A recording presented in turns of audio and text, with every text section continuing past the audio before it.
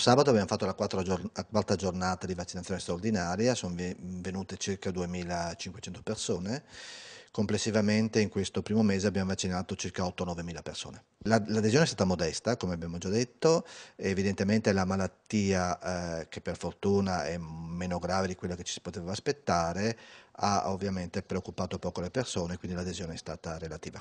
Adesione alla campagna di vaccinazioni più bassa del previsto in tutta l'URSS 9, intanto i decessi in provincia di Treviso salgono a 4 se si conta la donna di 44 anni, residente a Mogliano Veneto, ma morta sabato scorso all'ospedale dell'Angela a Mestre. Diagnosi influenza H1N1. La donna apparentemente sana è deceduta dopo una settimana di terapia mediante ECMO, un macchinario per l'ossigenazione extracorporea del sangue. La notizia è stata confermata dall'URSS 12. La morte sarebbe sopraggiunta per emorragia cerebrale, una possibile conseguenza della terapia in atto per l'uso massiccio di eparina.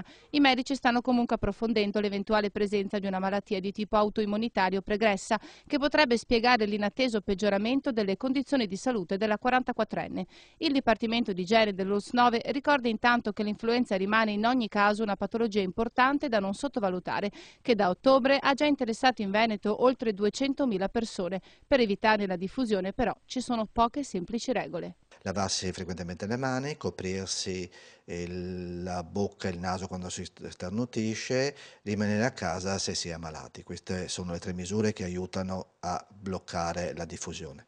Nel caso che ci si ammali, si ricordi che è una normale influenza, quindi come si è fatto sempre, non occorre chiamare il medico in prima battuta, si rimane a casa, riposo, idratazione, l'uso dei farmaci normali contro la tosse e contro la febbre.